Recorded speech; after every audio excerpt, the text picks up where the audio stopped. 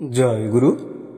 ইষ্টপ্রাণ দাদা ও মায়েরা, আজ 19শে আগস্ট মঙ্গলবার, পরম প্রেমময় শ্রী শ্রী ঠাকুরের আজ 138তম শুভ জন্ম মাসের দ্বিতীয় দিবস।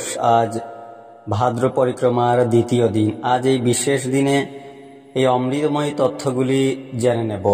শ্রী শ্রী ঠাকুরের 5 বছর বয়সে হাতে কড়ির পর পড়াশোনা শুরু হয় বাড়ির কাছেই কাশীপুর হাটে কৃষ্ণচন্দ্র বৈরাগীর পাঠশালায়। পরে শ্রী শ্রী ঠাকুর যথাক্রমে Pabna institution, Raipura high school এবং নৈহাটি মহেন্দ্র হাই স্কুলে পড়াশোনা করেন। আশ্চর্য হলেও সত্যি যে স্কুলে পড়াকালীন শ্রী শ্রী ঠাকুর অমিত্রাক্ষর ছন্দে পৌরাণিক কাহিনী অবলম্বনে একটি নাটক রচনা করেছিলেন। সেই নাটকটির নাম হল দেবযানী। শ্রী শ্রী ঠাকুর যখন কলকাতার বউবাজার স্ট্রিটে অবস্থিত ন্যাশনাল মেডিকেল স্কুলে ডাক্তারি পড়তেন, তখন বেশিরভাগ সময় তিনি কলকাতার গ্রে স্ট্রিটে একটি কয়লার গুদামে থাকতেন। নিদারুণ অভাবের তাড়নাতেই ওই রকম জায়গায় শ্রী শ্রী ঠাকুরকে থাকতে হয়েছিল। ডাক্তারি পড়াকালীন এমন সময় শ্রী শ্রী ঠাকুর কাটিয়েছেন যখন তাকে সারা রাত শুধুমাত্র কলের জল খেয়ে কাটাতে হয়েছিল। কলকাতার গ্রে স্ট্রিট এখন শোভাবাজার এলাকায় অরবিন্দ সরণি নামে পরিচিত।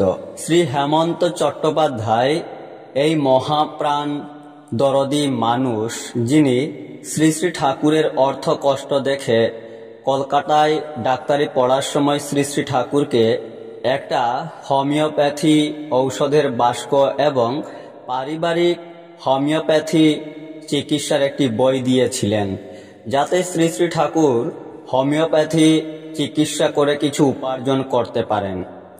নৈহাটি মহেন্দ্র হাই স্কুলে পড়াকালীন টেস্ট পরীক্ষায় পাশ করেও শ্রী শ্রী ঠাকুর প্রবেশিকা অর্থাৎ এন্ট্রান্স পরীক্ষা দিতে পারেননি। তার কারণ হল শ্রী শ্রী ঠাকুরের এক সহপাঠী পরীক্ষার ফিস জোগাড় করতে না পারায় শ্রী শ্রী ঠাকুর নিজের পরীক্ষার ফিসের টাকা সেই বন্ধুকে দিয়ে দেন।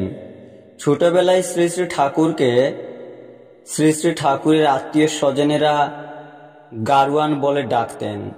ছোটবেলায় ঠাকুর লাঠি নিয়ে থাকতেন এবং লাঠি নিয়ে খেলতে খুব ভালোবাসতেন। এর জন্যই সেজন্যই কাছের মানুষেরা শ্রী শ্রী ঠাকুরকে মজা করে গারোয়ান বলে ডাকতেন।